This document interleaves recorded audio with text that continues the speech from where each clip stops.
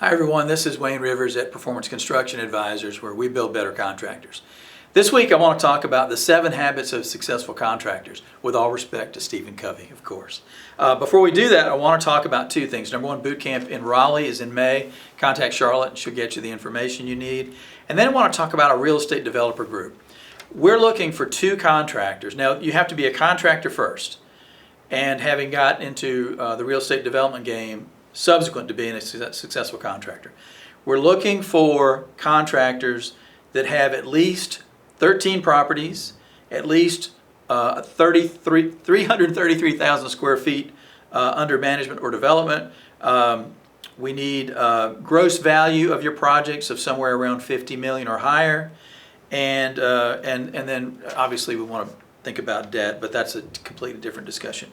So what this group is set up to do now is to help each other evaluate projects that are on the board. Should I do this? Should I not do this? Kind of a go, no go. What are the upsides? What are the downsides? What are the risks? Have you done this? What did you learn? Et cetera, et cetera. So it's kind of it's not a peer audit like we do in our regular peer groups, but it's more of a vetting of where are my opportunities and where are my risks. So to help each other just basically be better developers.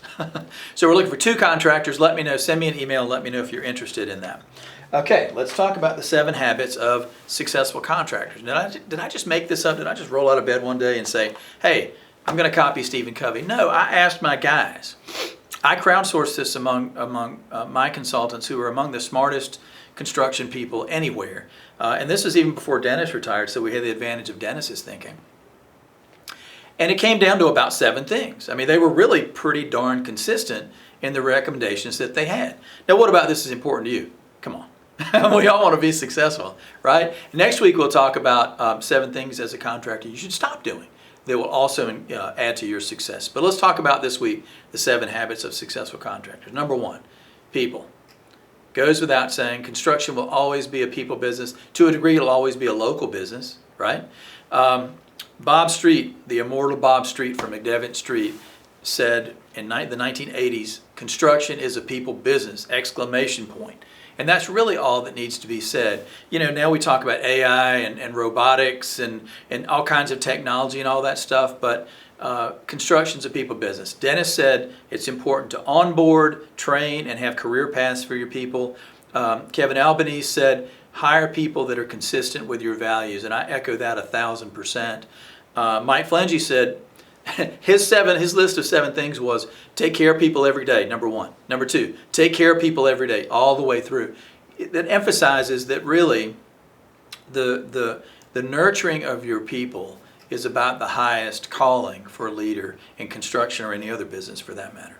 Number 2, have accountability throughout your organization. Safety, yourself. You've got to hold yourself accountable in your company, and we'll come to that in number 7, a way to do that. Hold others accountable, and John Stumped said, it's all about results and behaviors. Do you care about results, or do you care about behaviors? So, for example, one of the things in construction, one of the myths of being successful in construction, is you have to be ready to work 80 hours a week every single week. Somebody who doesn't work 80 hours a week may be seen as slacking. Do you care about time and effort, or do you care about results? If that 40-hour-a-week person can produce the same results as an 80-hour-a-week person, why do you care? Why do you care if they're occupying their office an additional X hours per week? Couldn't the 80-hour people be learning from the efficiency and effectiveness of that 40-hour person? You need to be looking at results, not behaviors. Okay, 3, learning and continuous improvement is a hallmark of successful contractors. Rob Hoover said, focus on education and lessons learned, which means review of projects, review of procedures, review of standards, et cetera, so that you can learn from them, 20/20 hindsight being what it is. John Stumped emphasized lifelong learning. You have your people reading, have them engaged in things like the Contractor Business Boot Camp, have them engaged in anything that will help them advance their careers so they individually can add to your team of better contractors. The 4th thing, successful contractors practice strategic planning, but most importantly, they practice weekly execution.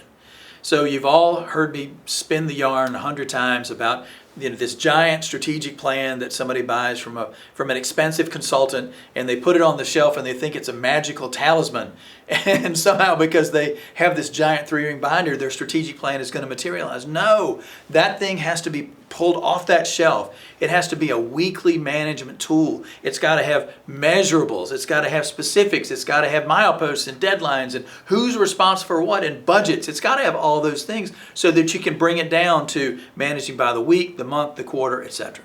Okay? It's a living thing. You're better off not even having it in writing, I think, sometimes. The process of strategic planning is where the payoff is. Okay? Number 5. Sound operations practices. Kind of goes without saying. Dennis said strong job progress and cost review practices is key. John Mays says that people delegate. If you're going to have sound operations practices, you've got to delegate to your people who are good at putting their hands on projects. The senior leaders should not be critical to the projects, right? Does that make sense? I agree with John 100%. Number 6, practice of taking care of yourself physically, psychologically, and spiritually.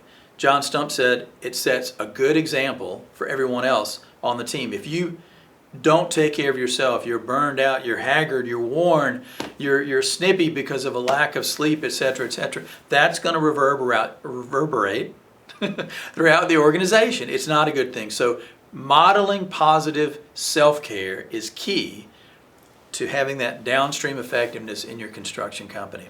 And number 7, all my guys are prejudiced, of course, and they said, hey, join a peer group. And that gets back to number 2. How do you hold yourself accountable? It's very hard to do. You know, the old saying about it's lonely at the top.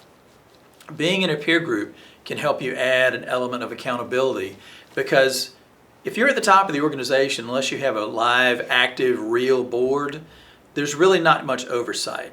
Being in a peer group isn't exactly oversight, but you do have to share virtually everything about yourself and your company inside that peer group, and it does have an element of accountability built into it. So, what other successful habits of successful contractors are there? Did I leave some out? Is this a pretty good list? Let me hear from you in the emails. This is Wayne Rivers at Performance Construction Advisors, where we build better contractors.